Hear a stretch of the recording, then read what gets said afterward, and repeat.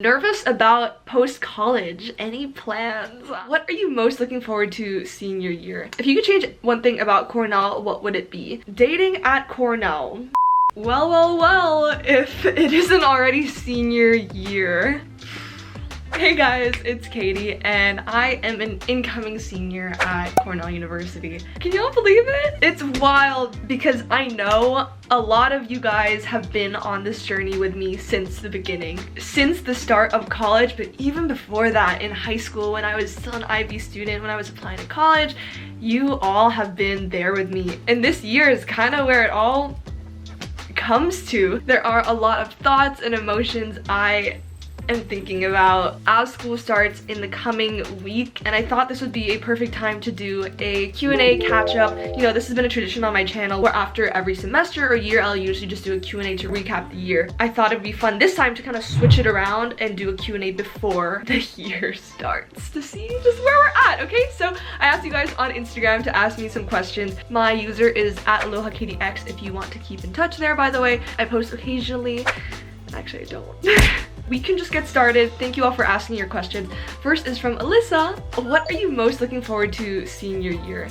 I think for the first year in college, I feel like I am so secure. I am emotionally, physically, mentally, spiritually just ready. I've never felt more supported going into senior year. I was calling my sister about this and she was like, well, that makes sense because now, you know like the lay of the land. You know, your year is the only year at Cornell that's ever experienced a full in-person semester. Like, you guys are the one that knows all the traditions, like they rest on your shoulder kind of thing. And I was like, oh my gosh, that's a lot of pressure. Like, if you guys are also class of 22, by the way, not to put any pressure on you guys because you don't have to feel that way alone. Like, you have your friends and you have your whole cohort that can help these incoming batches. It was pretty eye-opening to realize that this is the progression of college. You come in as a first year, you don't really know much, you're like having fun because you're trying to find your way, but once you're a senior, you at least know more than what you did when you came in. Senior year, I feel like I figured out my academics, my extracurriculars, my social life, my health, and you know, fitness and sleep, and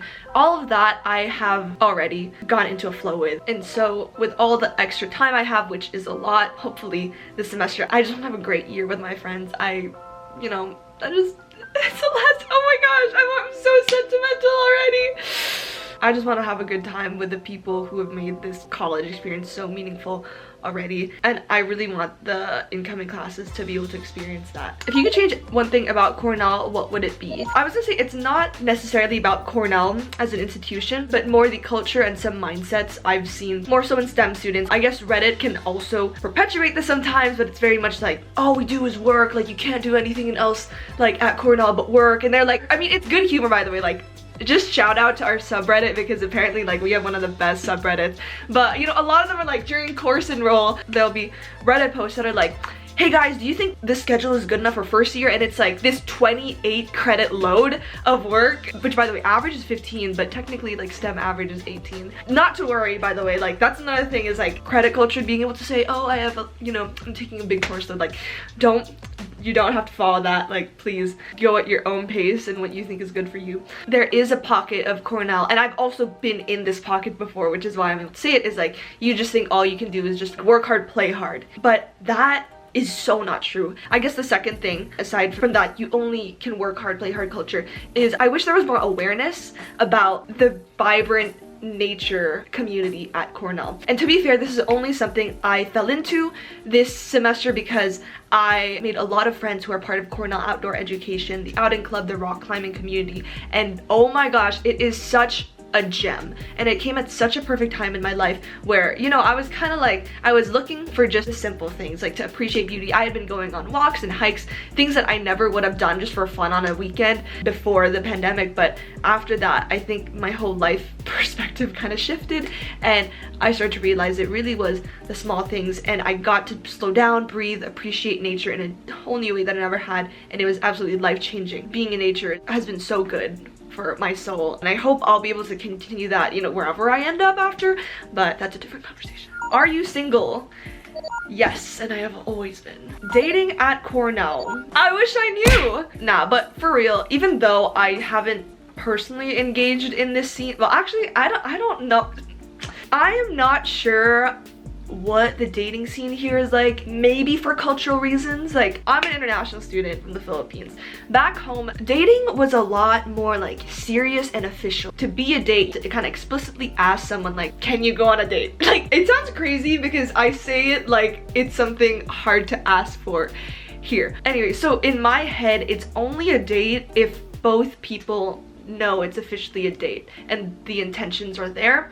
That is maybe a bit more traditional, but that is how I imagine dating for me. Here though, I've talked to a lot of friends and a lot of them are just like, if y'all are just one-on-one, like grabbing dinner, like you spend hours together, or like he treats for the meal or whatever, then that is also a date. Because dating here is more loosely defined, I think, as just getting to know someone. I also want to say that I think a lot of people can make a big deal sometimes when you go one-on-one with someone and they're like, oh my gosh, Katie, like, who is he? Like, what are you doing? And I'm like, you can have really strong friendships with people too. And these are things also friends normally do. And a lot of friends, you know, can just go out and grab dinner or do things together because of similar interests, similar hobbies, without having there to be any romantic things involved. I really do believe guys and girls can just be friends. Also guys and guys, girls and girls, you know, whatever love looks like for you. Anyways, I know I kind of turned that topic from like dating to friendship, so let me also just touch on dating, because I have talked to a lot of friends about their dating experiences, and I think what I will say it comes down to is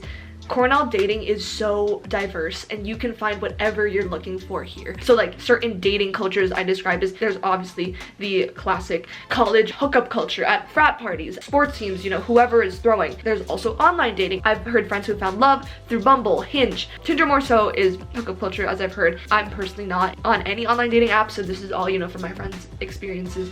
But there are also a lot of more low-key communities too, like within the outdoor community, he'll go like backpacking together like every weekend, or also as I've seen within the Christian community of people like get engaged at the end of college. I also see it with my gamer guy friends who find their gamer girls, and also musicians who in a cappella groups who like they bond over loving singing and then they always like sing together and make collaboration. There's so many beautiful ways that I've seen my friends find love here. It's just about finding, you know, what kind of dating approach you want and also what community you want to be part of, and going to find that, because I'm sure that out of these 14,000 undergrads, like, you will find someone. Nervous about post-college? Any plans?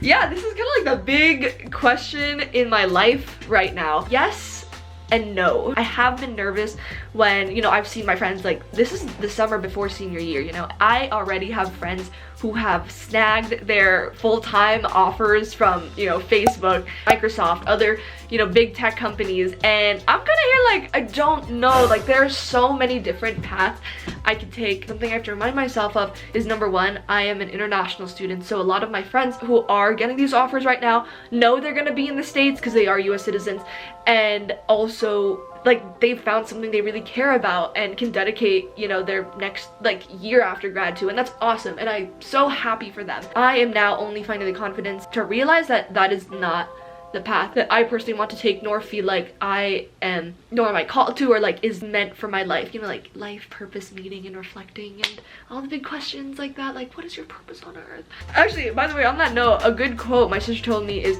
you know, a lot of people are like, what is the meaning of life? And a better question is, what meaning do you want to give your life?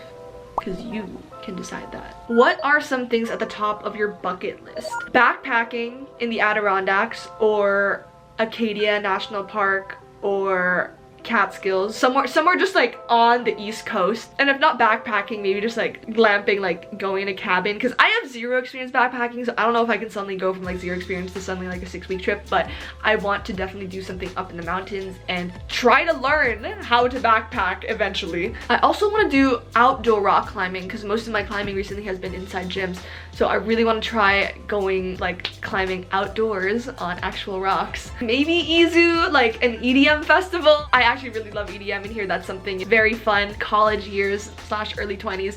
So I'm eyeing that, but also with the pandemic right now, probably not this year, but those are things I do want to do eventually. I also have a full video of this, of 36 college activities I 10 out of 10 recommend you watch. It's one of my favorite videos, and I have a lot of great ideas for things you can do in college, so check it out. Interesting books you read. Actually, I have two. It's right behind me. One is called Unseen, The Gift of Being Hidden in a World That Loves to Be Noticed, and Love Does, Discover a Secretly Incredible Life in an Ordinary World. Both are written from Christian authors, and yeah, on my reading rotation these days, there's been a lot of faith-related books because I'm at a stage in my life where I'm just like looking for something more and searching for something deeper, and faith has been so transformative in every part of my life, so I've been reading a lot of that. First is Unseen. Like, just the description of alone hit me so hard because I feel like growing up on YouTube since I was 13 has made me feel very seen, in that it's always been a lot of attention, it's always been a lot of validation and so much like affirmation, which has been good for my self-esteem, but also admittedly it has made me put my self-esteem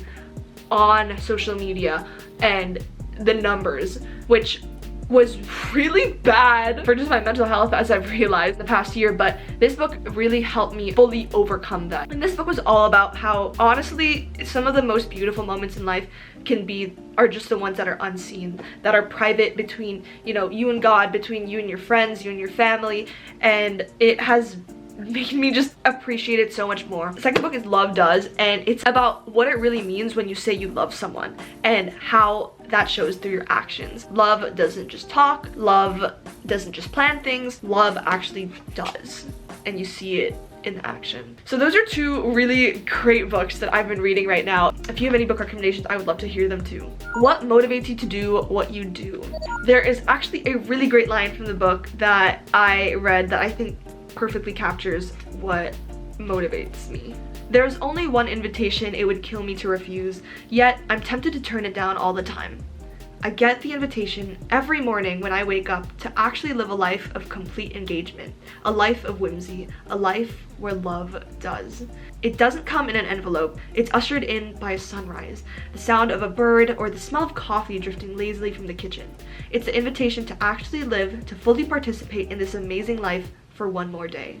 Turning down this invitation comes in lots of flavors. It looks like numbing yourself, or distracting yourself, or seeing something really beautiful as just normal.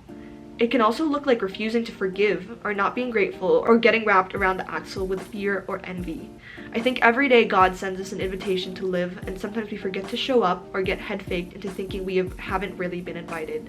But you see, we have been invited every day, all over again. If that is not motivating to you, man, I don't know what is, because it is so true that every day there is some magic. There is, putting it into the perspective of the pandemic, having another day on earth is not something that is guaranteed. I try to remind myself every day that there's just so much adventure and magic waiting for you every single day. That is why these days have tried to forego some of my plans and not get too caught up in them, because in the pandemic a lot of plans just disappointed me, and all we really have is the present. So really, if the present is all I have, if this could be my last day, you know, things like that, I really want to make it count. I really want to go out there, smile, be with people I love, and also try to make other people feel that same way. What class are you looking forward to the most in your senior year? Also, hi Vaya. Introduction to Wines. It is a Cornell tradition to take the wines class, where you literally go to a lecture hall, you try different wines, you learn about it from a technical perspective of how it's made and the appropriate, I guess, etiquette when you're drinking wine. I don't know, I haven't taken this class, but I know it's a Cornell tradition, and that's one of the special things about Cornell is we're located in the Finger Lakes region, where there are lots of wineries, lots of beer, lots of cider, like lots of breweries, lots of cider places. I'm 20 right now, but I get to take this class because there is an exception in New York State. Like, you know, the normal rule is you cannot drink until 21 unless you are a Cornell student. In this course, then you can like drink early. Best coffee spots and or day trips in and from Ithaca. I don't drink coffee, so sorry on that end, but favorite day trips have to be Chimney Bluff State Park, which is an hour 15 minutes away from Ithaca. It's up on Lake Ontario, so one of the Great Lakes, and apparently there's some beaches around there too, so I really want to check those out. Second is Letchworth State Park, which they call the Grand Canyon of the East. I've gone there to go whitewater rafting and hike before. And lastly, a really close place is Taganic Falls State Park or Myers Point Park, which is on Cayuga Lake, where Ithaca is closest to. That is just about 15 to 20 minutes away. You can go paddleboarding, kayaking, just picnicking, barbecuing, birding, like bird watching is very popular there. But there's a lot of beautiful places that are just right outside campus. If you are a Cornell student, don't miss out. I think the sooner you get to explore Ithaca and go to all these places, the more love you will have for this place for your next years that you have here. Last two questions. What is the thing about college you'd like all all international students to be aware of. Something I was talking to some friends about recently that I didn't even realize, international students can feel the pressure and the weight to carry all the stories of people in their country slash be the representation of that specific country, but that is impossible. I say this because within the Cornell undergrad population, there are only like 6 to 7 people from the Philippines out of 14,000 undergrads. When I was a first year, this number was even lower. It was like I was one of 4 students, and I know that for a fair amount of people I meet here, I will be the only person from the Philippines that they will ever meet.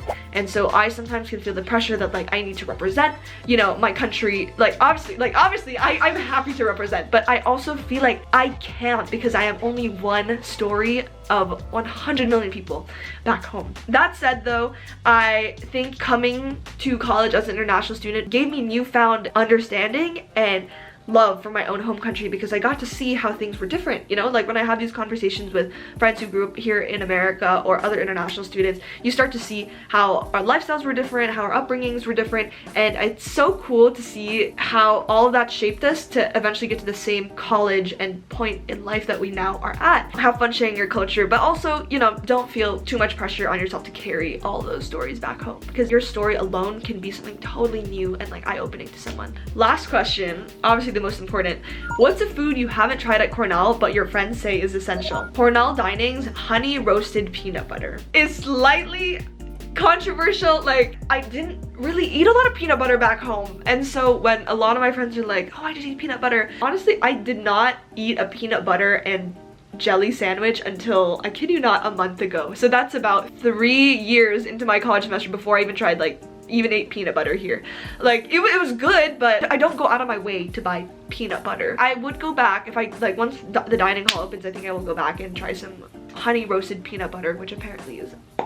That is it for this video. I hope you guys enjoyed it. I just want to say also thank you guys for those of you who messaged me on Instagram. I try my best to like read them. I know sometimes I can reply like weeks later, but they really do make my day. It's been so cool to actually talk to some of you guys on Instagram and then see you on campus. I've met a few people here who are like, oh, we've actually talked on Instagram before, and I was like, wait, are you this person? And they're like, yes, and I'm like, that is wild. Like, online people do be real people too. So yeah, thank you. My Instagram is at AlohaKatieX if you want to follow me, if you want to message me or anything. Make sure to subscribe because things are about to get so much more interesting on my channel with senior year kicking in. Like, it is gonna be so lit and so fun. Share this video with your friends if there's anything you think would be good for them to hear. Thank you guys for watching. I am so excited for you guys, and I hope you all are also taking care in the middle of the pandemic. I know things are still crazy and like under quarantine for a lot of places, like back home for me. So I am wishing you the best. I'm sending you so much love. Have an amazing upcoming school year ahead. Bye, guys.